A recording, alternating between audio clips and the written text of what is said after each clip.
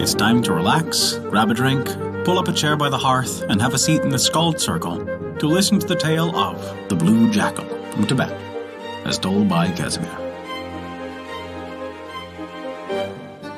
Before we begin our story, we wanted to remind you that we release new tales for free every week. Our shorter tales release on Wednesdays, and our longer chapter stories release on every other Saturday. Find out where you can hear them on our website at thescaldcircle.com. And be certain to subscribe to us on Apple Podcasts, Google Podcasts, Podbean, Spotify, or whatever your favorite podcast app is. That way, you'll never miss out on one of our enchanting tales from around the world. And this is the tale of the Blue Jackal. In times long past, there was a very greedy jackal, which used to roam in the forest and even in places uninhabited by man. At length he made his way into the house of a dyer, and fell into an indigo vat. After he had escaped, he lay down to sleep on a neighbouring dunghill. Having tossed about thereon so that his body became ever so unshapely, he jumped into the water. When he had come out and had been exposed to the rays of the sun, he acquired the colour of cyanite. When the other jackals saw him, they dispersed and stood afar off and asked, "Who are you? Where do you come from?" He replied, "My name is Sataga. I have been appointed king of the four-footed beasts by Sakra, the king of the gods."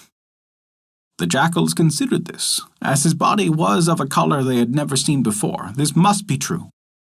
They made all the four-footed beasts acquainted with the fact. The lions thought, "If someone is exalted above us and made the king of the beasts, we must go and carry this news to the chief of our band." So they told the news to the main chief of their band, who dwelt in a certain hill district. He ordered the other beasts to go forth and find out whether any animal had ever seen this chieftain of four-footed. So they betook themselves to where the jackal was and made inquiries. And they perceived the jackal, like unto nothing ever seen before, surrounded by all the four-footed creatures except the lions. Then they returned to their chief and told him what they had seen, and he, when he had listened to them, betook himself, surrounded by the band of lions, to where the jackal was. The jackal, surrounded by many quadrupeds, rode along on an elephant, with the lions around him and then the tigers and other quadrupeds. The jackals formed a circle round him at a great distance. Now the jackal's mother dwelt in a certain mountain ravine. Her son sent the jackal to her and invited her to come, now she had obtained the sovereign power. She asked what was the nature of his surroundings.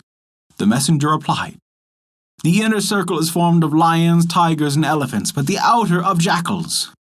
She said, "So much for things following their proper order." She also said in verse, "I live here comfortably in the mountain ravine, amid cool waters enjoy my good fortune. So long as he utters no jackal's cry, the elephant will let him retain his prosperity." The messenger jackals said to the jackals, "This king of the four-footed is only another jackal. I have seen his mother who dwells in such a mountain ravine." They replied, "In that case we will test him and see whether he is a jackal or not." Now, it is according to the nature of things that jackals, if they hear a jackal howl without howling themselves, lose their hair.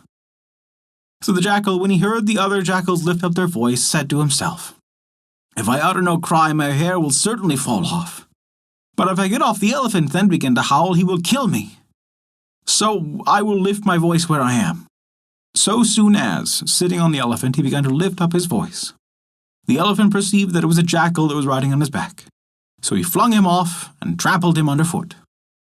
A deity uttered this verse, "He who keeps at a distance those who should be near, and brings near those who should be at a distance, will be cast down, as the jackal was by the elephant." And that is the tale of the Blue Jackal from Tibet. Thank you for listening to our story. If you enjoyed it, we recommend taking a look at our Patreon page, as noted in the description below. You can earn great rewards while also supporting us, to keep these stories alive for generations to come. Also, remember to subscribe to us on your podcast app, and leave us a 5-star rating if you enjoyed this story. A special thank you to Kat for their support this month. Without your contribution, we wouldn't be able to continue these stories, and we truly appreciate it. Visit thescaldcircle.com to stay up to date with all of our current events, news, and much more. Not only that, But you can also visit our story archive of every tale we have ever told. It's sorted by origin and region for the convenience of your listening pleasure. Thank you for listening to our story.